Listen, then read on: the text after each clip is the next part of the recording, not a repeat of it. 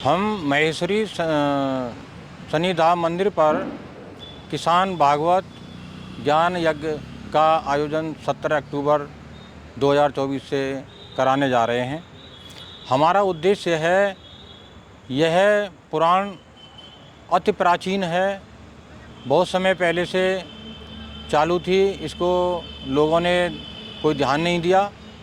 अब हमारा संस्थान महर्षि वेदव्यास संस्थान ने संकल्प लिया है कि हम किसानों के हित के लिए, उद्योगों के हित के लिए, जन कल्याण के लिए और राष्ट्र हित के लिए, विश्व शांति के लिए यह भागवत कराने जा रहे हैं।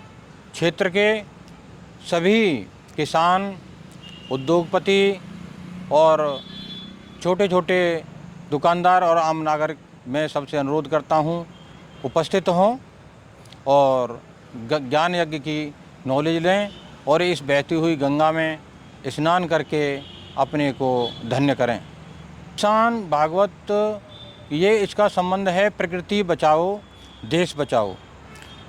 सबसे पहले जो उत्पत्ति जीव की होती है तो वहाँ पर अन्नदाता पैदा होता है और हमेशा प्रकृति का रूल भी रहा है कि अन्नदाता ही पहले पैदा हुआ है, इसके बाद में जीव पैदा हुआ है। तो उसके लिए ये हमारी संस्कृति को एकदम से छिपा दिया गया था। अब हम ये इस प्रोग्राम के माध्यम से ये बताना चाहते हैं जनमानस को कि बिना किसान के कुछ भी नहीं हो सकता। किसान ही गौ रक्षा करेगा, किसान ही वनस्पति की रक्षा करेगा, किसान ही वातावरण की रक्षा करेगा।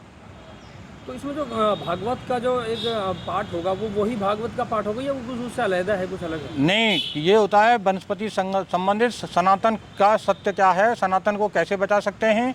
आज सनातन पर खतरा मंडरा रहा है, चारों तरफ से परेशानियां हैं, लेकिन आज का हमारा हिंदुस्तान का हर एक नागरिक, हर एक व्यक्ति सनातन की रक्षा के लिए नहीं, वो केवल अपने ही बारे में सोचता है। जब सनातन नहीं रहेगा तो ये भारत ही नहीं रहेगा, जब भारत ही नहीं रहेगा तो हम कहाँ पे रहेंगे, इसके विषय में भी बात होगी। और हमारी संस्था ये भी कह रही है कि सबसे पहले शिक्षा है, शिक्षा को जागृत करेंगे। शिक्षा के 3 पार्ट होते हैं, वो हमारे बच्चों को ज्ञान ही नहीं है, केवल हम लोग शिक्षा देते हैं केवल अक्षर ज्ञान का।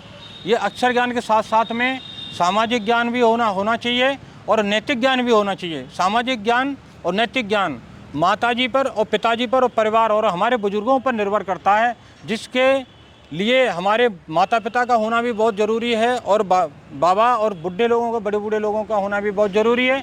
इससे हमारे बच्चों का लगाव उनके प्रति बढ़ता है और हमारी जो संस्कृति है वो पुरानी वाली वो आ जाती है कि अपने माँ बाप को, बड़े बूढ़ों का सम्मान करेंगे।